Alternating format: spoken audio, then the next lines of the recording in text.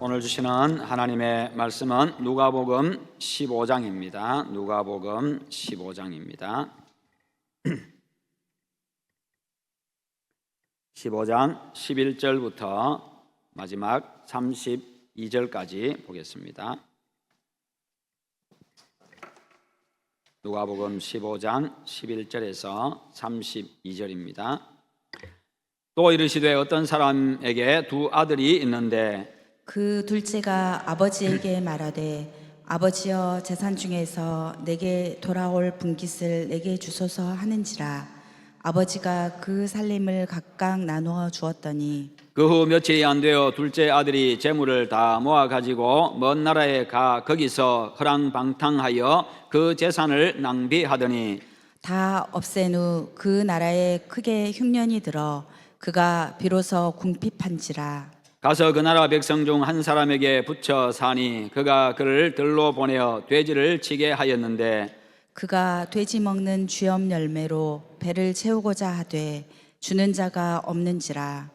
이에 스스로 돌이켜 이르되 내 아버지에게는 양식이 풍족한 품꾼이 얼마나 많은가. 나는 여기서 줄여 죽는구나. 내가 일어나 아버지께 가서 이르기를 아버지, 내가 하늘과 아버지께 죄를 지었사오니 지금부터는 아버지의 아들이라 일컬음을 감당하지 못하겠나이다. 나를 품꾼의 하나로 보소서 하리라 하고 이에 일어나서 아버지께로 돌아가니라. 아직도 거리가 먼데 아버지가 그를 보고 측은히 여겨 달려가 목을 안고 입을 맞추니 아들이 이르되 아버지, 내가 하늘과 아버지께 죄를 지었사오니 지금부터는 아버지의 아들이라 일컬음을 감당하지 못하겠나이다 하나 아버지는 종들에게 이르되 제일 좋은 옷을 내어다가 입히고 손에 가락지를 끼우고 발에 신을 신기라. 그리고 살진 송아지를 끌어다가 잡으라. 우리가 먹고 즐기자. 이 내 아들은 죽었다가 다시 살아났으며 내가 잃었다가 다시 얻었노라 하니 그들이 즐거워하더라. 맏아들은 밭에 있다가 돌아와 집에 가까이 왔을 때에 풍악과 춤추는 소리를 듣고 한 종을 불러 이 무슨 일인가 물은데 대답하되 당신의 동생이 돌아왔음에 당신의 아버지가 건강한 그를 다시 맞아들이게 됨으로 인하여 살진 송아지를 잡았나이다 하니 그가 노하여 들어가고자 하지 아니하거늘 아버지가 나와서 권한대 아버지께 대답하여 이르되 내가 여러 해 아버지를 섬겨 명을 어김이 없거늘 내게는 염소 새끼라도 주어 나와 내 벗으로 즐기게 하신 일이 없더니 아버지의 살림을 장녀들과 함께 삼켜버린 이 아들이 돌아오매 이를 위하여 살진 송아지를 잡으셨나이다. 아버지가 이르되 예 너는 항상 나와 함께 있으니 내 것이 다 내 것이로 돼 이 내 동생은 죽었다가 살아났으며 내가 잃었다가 얻었기로 우리가 즐거워하고 기뻐하는 것이 마땅하다 하니라. 아멘. 예, 오늘 말씀의 제목을 같이 한번 읽어보겠습니다. 하나님 아버지의 마음. 아멘. 예, 약 10여 년 전에 어느 월간 잡지에 기록되어진 한 미국 교포의 실제 이야기입니다.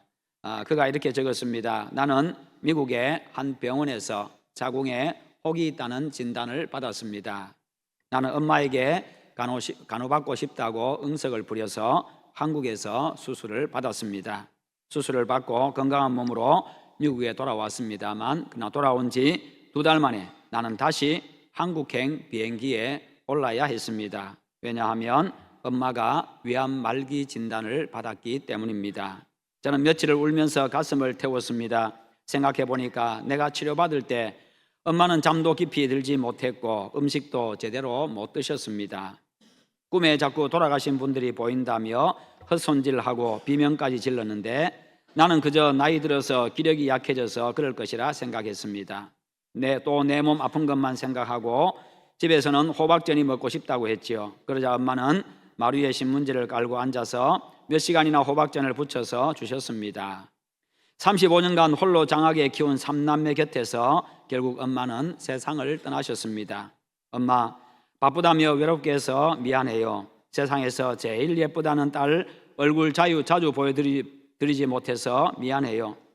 가장 미안한 건 내 자식 챙기느라 엄마에게 신경 못 쓴 거예요. 엄마 정말 미안해요. 그리고 사랑해요. 나도 엄마처럼 따뜻한 엄마가 될게요.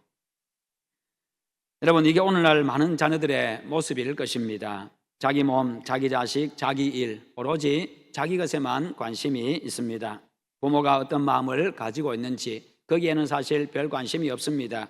하나님 아버지에 대해서도 마찬가지입니다. 하나님의 자녀들은요, 하나님 아버지의 마음에 관심을 가져야 합니다.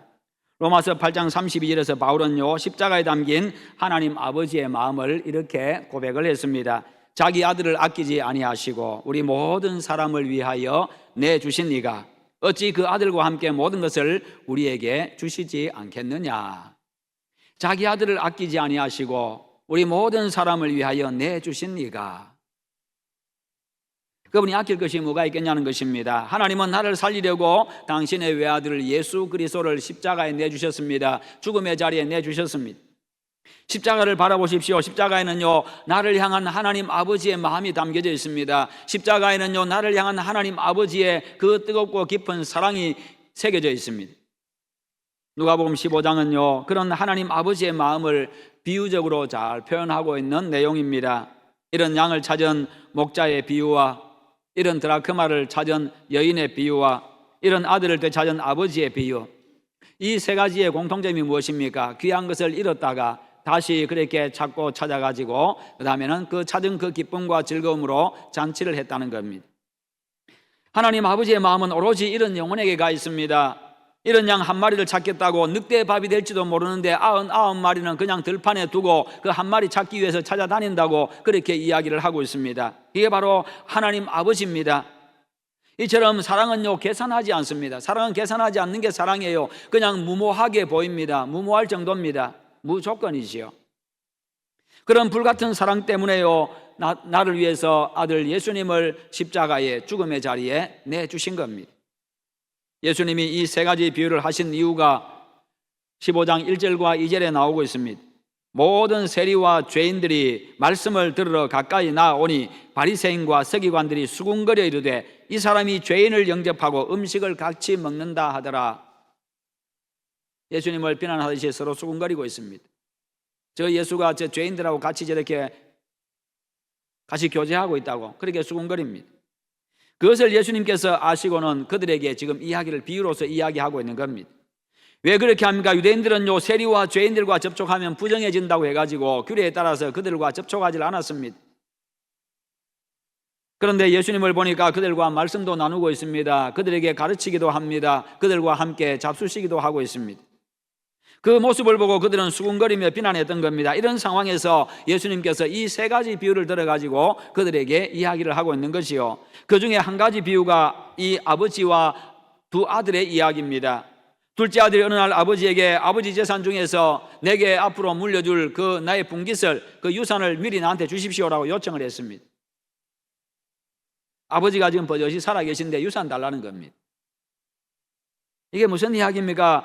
이게 무슨 이야기입니까? 지금 그야말로 불효하는 거지요. 그 당시 사회에서 이것은 있을 수 없는 일이고 거기다가 맞아 죽을 수 있는 아주 심각한 이야기입니다. 그 이야기는 또한 아버지하고 부자의 관계도 끊겠다는 이야기지요. 성경은 이러한 인간을 두고서 패역한 자라고 이야기를 하고 있습니다. 패역한 자다. 신명기 21장 18절부터 21절에 보면요, 사람에게 완악하고 패역한 아들이 있어 그의 아버지의 말이나 그의 어머니의 말을 순종하지 아니하고 부모가 징계하여도 순종하지 아니하거든 그의 부모가 그를 끌고 성문에 이르러 그 성읍 장로들에게 나아가서 그 성읍 장로들에게 말하기를 우리의 이 자식은 완악하고 패역하여 우리 말을 듣지 아니하고 방탕하며 술에 잠긴 자라 하면 그 성읍의 모든 사람들이 그를 돌로 쳐 죽일지니 이같이 내가 너희 중에서 악을 제하라. 그리하면 온 이스라엘이 듣고 두려워하리라. 돌에 맞아 죽을 죄를 지금 본인이 저지르고 있는 겁니다. 이런 자식은 돌로 쳐 죽이라고 할 만큼 큰 죄로 다스렸던 그런 죄악이었습니다. 그러니 지금 아버지는요, 아들을 위해서라는 아들을 위해서는요, 자신의 재산이기 때문에 얼마든지 안 줄 수가 있지요. 안 줄 수가 있습니다. 거기다가 율법을 가지고 협박할 수도 있지요. 네 돌에 맞아 죽을래? 아니면 포기할래? 그럴 수 있잖아요. 내가 그러다 돌에 맞아 죽는다. 내가 끌고 저 성문에 가서 장로들에게 너 맡긴다. 돌로 쳐 죽이라고 한다. 왜요? 이 아들이 그야말로 패역한 아들, 그야말로 망난이었거든요. 망난이다 보니까 그런 겁니다. 그야말로 어떤 말을 해도 듣지 아니하는 바로 그런 사람이었어요. 그러니까요, 너 돌에 맞아 죽을래 포기할래 이 말 한마디면 끝나는 것이요. 그러나 아버지는요, 둘째 아들을 너무 사랑하기 때문에 유산을 미리 줍니다. 재산을 다 정리했습니다. 재산을 다 정리한다고 해가지고 아들에 대한 마음까지 정리한 것은 아니었습니다. 아들에 대한 사랑까지 정리한 것은 아니었습니다. 아들을 포기한 게 아니었습니다. 오히려 그 반대입니다. 오히려 재산을 버리고 아들을 선택하고 있는 겁니다. 아들을 잘 알고 있기 때문에요, 주지 아니하면 오히려 아들을 영원히 잃을 수 있다고 생각했을지도 모릅니다. 그러나 주고 나면 지금은 저렇게 망나니처럼 행동해도 나중에는 뉘우치고 돌아오면 진정으로 인간답게 아름답게 살 것이라고 그렇게 희망을 가졌던 겁니다. 그것이 하나님 아버지의 마음, 그것이 아버지의 부모의 마음입니다. 결과가 뻔하지만 하나님께서는요, 때로는 우리 마음대로 하도록 내버려 두기도 합니다. 하도 말 안 들으니까 계속해서 성경은 이렇게 하라고 이야기하고 있는데 알면서도 말 안 들으니까 그냥 때로는 내버려 두기도 하십니다. 그런데 그것은 포기가 아니라 기다림이라는 겁니다. 하나님은 포기하지 않습니다. 그냥 기다려 주십니다. 우리 하나님 아버지께서는요, 오늘도 하나님을 떠난 자들이 돌아오기를 기다리고 계신다는 겁니다. 아무리 패역한 자식이라도요, 하나님은 포기하지를 않습니다. 이와 같은 하나님 아버지의 마음으로 우리 역시도 교회를 떠난 자들, 오랫동안 결석하고 있는 사람들, 그리고 믿지 않는 사람들, 그런 마음으로 바라보아야 합니다. 그런 마음으로 우리가 전도대상자로 작정하고요, 또 그리고 그들을 위해서 기도하고 그들을 섬겨야 합니다. 아버지로부터 유산을 미리 받은 아들은요, 아버지의 영향력이 미치지 못하는 먼 나라로 가버렸습니다. 가까이 있으면 가루들 자꾸 찾아오고 간섭하고 할 거니까 그냥 그냥 마음 편하게 자유롭게 마음대로 하겠다는 거지요. 그리고 탐욕과 정욕을 채우는 생활을 하면서요, 거기서 주변 사람들에게 자기를 과시합니다. 과시하는 생활을 하지요. 그러니까 주변의 사람들이 들끓습니다. 돈 때문에 와서 들끓습니다. 그런 생활을 13절에서 뭐라고 합니까? 허랑방탕이라는 말로 표현하고 있습니다. 그러다가 결국은 돈이 다 떨어졌습니다. 그 나라의 흉년까지 들고 말았습니다. 그래도 풍년이 들면요, 풍년이 되면 민심이라도 좀 넉넉하지요. 사람들의 마음이라도 좀 여유가 있지요. 그러면 거지들한테 좀 퍼줄 것도 있고 그렇잖아요. 내 주머니에 돈이라도 좀 많으면은 줄 때 좀 마음 편하게 주고 그냥 그렇게 하잖아요. 마음도 넉넉해지잖아요. 그런 것처럼, 그런데 이 나라에 흉년까지 들였습니다. 그런데 흉년까지 들었는데 흉년도 보통 흉년이 아니었습니다. 그러다 보니까 민심이 팍팍합니다. 대단히 흉흉합니다. 얼어붙어 버렸습니다. 친구들도 다 떠나버렸습니다. 돈 있을 때는 옆에서 그렇게 알랑거리면서 있었는데 돈 떨어지니까 다 떠나가 버렸습니다. 최악의 상황에 내몰린 겁니다. 그래서 15절에 보면 가서 그 나라 백성 중 한 사람에게 붙여 사니 그가 그를 들로 보내어 돼지를 치게 하였는데, 이방 나라에 가서 이방인에게 붙어 살게 되었습니다. 유대인의 자존심 다 버렸습니다. 사람 취급도 안 하던 그런 이방인에 가서 빌붙어 가지고, 그런데 그 사람이 돼지를 치러 보내고 있습니다. 가서 돼지나 기르라고 그렇게 이야기, 그러면 밥이라도 줄게. 그런데 여러분, 유대인들에게는요, 이 돼지는 부정한 짐승입니다. 돼지를 가까이 하지 못했습니다. 돼지를 키우는 것은 부정한 일이었습니다. 금지된 일이었습니다. 그러니 지금 이 아들은요, 유대인으로서의 자존심도 존엄성도 다 잃어버렸습니다. 그런데 거기에 그치지 않습니다. 16절에 그가 돼지 먹는 쥐엄 열매로 배를 채우고자 하되 주는 자가 없는지라. 돼지 밥으로 자기 배를 채우겠다고 이제는요. 그런데 그 돼지 밥조차도 주는 자가 없다. 사람 먹을 것도 없는데 짐승에게 뭘 주겠냐는 거지. 너무너무 배가 고파서 돼지 밥으로 그렇게 채우려고 했습니다만 그것조차도 없을 만큼, 그것조차도 주는 사람이 없을 만큼 흉년이 깊었던 겁니다. 하나님 아버지를 떠난 인생의 모습을 보여주고 있습니다. 하나님 아버지를 떠난 영혼들의 그 영혼의 실상을 보여주고 있는 겁니다. 아무리 세상적으로 떵떵거린다 할지라도 하나님 아버지가 없으면 바로 이와 같은 존재라는 거죠. 그 영혼은 이와 같은 상태라는 겁니다. 하나님 아버지를 떠나서 내 마음대로 살면 자유롭고 행복하고 좋을 것 같았지만 그 반대였습니다. 그런 상황에 내몰리자 어떻게 합니까? 18절과 19절에 내가 일어나 아버지께 가서 이르기를 아버지, 내가 하늘과 아버지께 죄를 지어 사오니 지금부터는 아버지의 아들이라 일컬음을 감당하지 못하겠나이다. 나를 품꾼의 하나로 보소서 하리라. 이제 더 이상 소망이 자체가 사라졌습니다. 어디에도 기댈 언덕도 없고요. 그냥 이제는 굶어 죽을 수밖에 없는 그런 상황. 아무도 도와주는 사람도 없습니다. 옆에서 그렇게 맛있는 거 다 얻어먹고 함께 즐겼던 친구들 다 떠나가 버렸습니다. 그러니까 이제 생각나는 게 뭡니까? 집 생각나죠. 아버지 생각나죠. 그래서 이제는 그래도 염치는 있어가지고 가서 나를 아들로 보지 말고 나를 그냥 심부름꾼으로 종으로 봐주십시오. 그렇게라도 해야 되겠다고 그렇게 한 겁니다. 큰 결단을 하고 아버지께로 돌아갑니다. 참 큰 결단이지요. 굶주림의 맨발에 그리고 누더기 옷을 입고요. 그야말로 상거지의 모습입니다. 주변 사람들이 정말 알아보지 못할 정도의 모습이지요.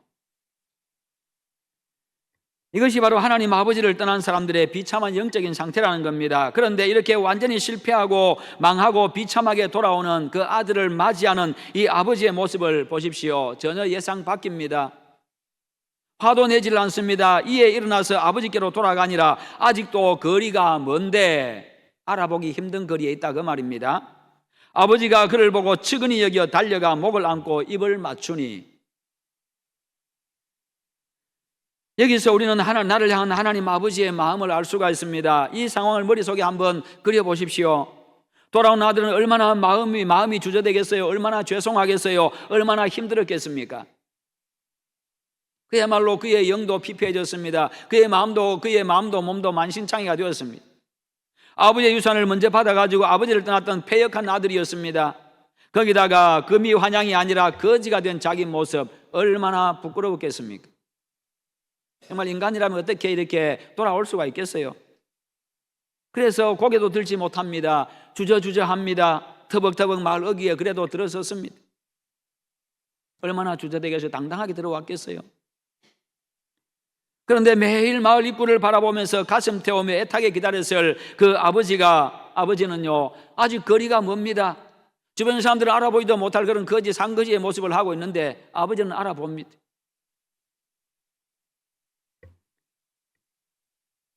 그리고는 정신없이 달려갑니다. 측은히 여기어 달려가라고 하는데 정신없이 달려간 것을 이야기합니다. 정신없이 달려간 것이. 거지가 된 아들, 냄새나는 아들, 동네 사람들이 알면요 넘사스러울 그 아들의 모습이지만 그럼에도 불구하고 집에서 기다리지 않아요. 집에서 기다리면 누가 오는지도 모르고 그냥 저 집에 거지가 한 사람 가는가 보다, 구걸하러 가는가 보다 할 건데, 그냥 아버지는요 그 정말 남사스러운 그 부끄러운 일임에도 불구하고요 그냥 쫓아나가요. 그리고는요 아들을 부둥켜 안고 입을 맞춥니다. 아들아 내 아들 잘 왔다. 어디 아픈 데는 없냐? 얼마나 고생했냐? 그 아들이 잘못한 거는 안중에도 없어요. 그냥 돌아온 것만으로 기뻐합니다. 아무것도 묻지 않습니다. 이것이 바로 아버지의 마음이죠. 여러분이 회개하고 돌아왔을 때도 하나님 아버지는 그랬습니다. 내가 예수 믿고 하나님 품으로 돌아왔을 때도 하나님 아버지는 이렇게 기뻐하셨습니다. 너무너무 좋아하셨습니다. 그리고 아버지의 이런 행동에는 또 다른 의도가 있습니다. 유산을 미리 달라고 하는 페류나였습니다. 아버지를 떠나가버린 망난이었습니다. 허랑방탕한 생활로 재산을 탕진해버린 짐승만도 못한 그런 인간이었습니다. 그런 아들이 돌아왔습니다. 그런 아들임에도 불구하고요 측은히 여겼다라고 이야기를 하고 있습니다. 그리고는 달려나갔습니다. 여기서 달려갔다 이 말은요 전력질주했다 그런 의미입니다. 전력질주했다. 정신없이 그냥 온 힘을 다해서 자기 있는 힘 다해서 그냥 어쨌든 빠르게 달려갔다는 이야기. 그런데 여기서 측은히 여겼다는 말은요 여기서 왜 그렇게 했습니까? 그 이유는 바로 측은히 여겼다는, 바로 여기서 찾을 수가 있는데, 여기서 측은히 여겼다는 것은 불쌍히 여겼다는 그런 의미지요. 아들이 불쌍했던 거지. 사랑하는 마음과 불쌍히 여기는 마음, 그리고 돌아오는 아들이 돌아오는 그냥 그 기쁨, 죽었는지 살았는지도 몰랐는데, 모르고 살았는데 돌아오니, 죽은 아들이 돌아오니 얼마나 좋았겠습니까? 그런데 거기서 그치지 않습니다. 그 이상의 뜻을 또 가지고 있습니다. 아들을 살리고자 하는 그 아버지의 뜨거운 사랑과 열정에서 나온 행동입니다만은, 그런데 여기 무슨 말이냐 하면요, 이 패역한 아들을 다른 마을 사람들이 보면, 먼저 알아보면요, 율법에 따라서 돌로 쳐 죽일 수 있는 그런 일입니다. 율법에 따라서 돌로 쳐 죽일 수 있습니다. 그리고 그 부모에게도 요구할 수가 있습니다. 저 아들 돌로 쳐 죽이자고. 이게 율법에 있지 않느냐고, 율법에 있지 않느냐고 그렇게 얼마든지 요구할 수도 있고 자기들이 쳐 죽일 수도 있지요. 그게 율법을 지키는 것이기 때문입니다. 그래야 온 이스라엘이 보고 두려워서 그런 죄를 짓지 않기 때문입니다. 그것을 신명기에서 아까 이야기 읽었죠. 그렇게 하고 있습니다. 그렇게 하라고 이야기하면, 그러면 온 이스라엘이 듣고 두려워할 것이다, 그렇게 하지 않을 것이라는 겁니다. 뿐만 아니라 동네 사람들은요, 자기 자식들이 그렇게 되지 않도록, 저 집 저 자식처럼 되지 않도록, 페르나가 되지 않도록 하기 위해서라도 그렇게 할 수 있다는 겁니다. 죽일 수 있다는 것이요. 그래서 누구보다도 더 멀리 보고 누구보다도 더 빨리 달려간 것입니다. 아버지는 달려가서 그 아들의 목을 끌어안았습니다. 여기서 목이라는 것은요, 생명을 의미하는 단어입니다. 목이 생명이죠. 너 목 날아간다, 너 목을 친다, 이 말은 죽인다 그 말이잖아요. 그 목을 끌어안았습니다. 아들의 목을 안았다는 것은요, 그 아들의 생명을 보호하기 위한 아버지의 그 사랑에서 나오는 보호 본능적인 행동이었습니다. 아버지에게는 그 아들의 생명을 지키는 것이 가장 중요했기 때문입니다. 그 말은요, 이 아들은 내 자식이니까 아무도 건들지 말라는 이야기입니다. 내 자신 내가 용서해주니 아무도 왈가왈부하지 말라는 겁니다. 나에게 와가지고 내가 이렇게 용서하고 내가 품었으니 나에게 와서 돌로 쳐 죽이자고 그렇게도 요구하지 말라는 이야기입니다. 아무도 이야기하지 말라는 것이죠. 아버지가 문제 삼지 아니하면요, 문제가 되지 않는 겁니다. 그렇잖아요. 집에서도 아버지가 문제 삼지 아니하면 다른 형제들이 아무 말 못하는 거예요. 누가 감히 뭐라고 이야기했어요? 아버지가 됐다고 하는데 형님이 와가지고 동생 때리겠어요? 그게 안 되잖아요. 아버지가 용서했으면 끝나는 겁니다. 주변 사람들이 아무 말 못하는 것이죠. 아버지가 용서했는데. 하나님 아버지의 마음은요, 아무리 죽일 죄인이라도 살리고 싶은 겁니다. 그것 때문에 당신의 아들 예수님을요, 십자가에 내주셨잖아요. 죽게 하셨잖아요. 이로 인해서 죄인인 우리가 죄 용서받고 구원을 받았습니다. 그 돌아온 페륜 아들을 아버지는 어떻게 대합니까? 22절과 23절입니다. 우리 22절과 23절을 같이 한번 읽어보십시다. 시작. 아버지는 종들에게 이르되 제일 좋은 옷을 내어다가 입히고 손에 가락지를 끼우고 발에 신을 신기라. 그리고 살진 송아지를 끌어다가 잡으라. 우리가 먹고 즐기자. 아멘. 참 부끄러운 일인데, 그 아들 돌아왔다는 이야기, 동네 사람들 앞에 참 부끄러운 일인데, 그런 아들 두었다는 건 참 부끄러운 일인데 아니라는 거예요. 송아지 잡아라. 동네 사람들 불러 잔치하자. 동네 사람들은 다 알리자. 그 말이 무슨 말이겠어요? 사실은 아들을 보호하기 위한 거지요. 즐거움과 기쁨 그 이상이라는 겁니다. 아직도 동네 사람들 모르는 사람들도 있을 거예요. 그런데 부르라는 다 불러가지고 우리 아들 돌아온 거 다 알려라. 그리고 내가 용서했다. 아무도 시비 걸지 마라. 그 모든 의도들 다 들어있는 겁니다. 얼마나 좋았겠어요. 아들이 살아 돌아왔으니 얼마나 기뻤겠어요. 이런 아들이 그런데 뭐가 예쁘고 좋다고 이렇게까지 합니까? 어디 가서 뭐 하다가 이꼴로 돌아왔냐? 내 피 같은 돈 어디다 썼냐? 집 놔두고 이게 무슨 꼬라지냐? 얼마든지 퍼볼 수 있지요. 그런데 아무것도 따지지도 않습니다. 야단도 치지 않습니다. 어떤 서운함도 표현하지 않습니다. 오히려 제일 좋은 옷을 갖다 입혀라. 제일 좋은 옷 입혀라. 좋은 옷 입혀라. 반지 끼워줘라. 신발 신겨줘라. 아들의 신분을 회복시키는 겁니다. 공적으로 내 아들임을 지금 공포하는 겁니다. 이것으로 아들은 더 이상 죄책감이나 부끄러움 갖지 말고 당당하게 내 아들로 살아라 그 말이에요. 동네 사람들 봐도 만나도 부끄러워하지 말라는 겁니다. 내 아들이고 내가 용서했고 내 아들이다. 너 신분은 종이 아니고 내 아들이라는 거예요. 당당하라는 겁니다.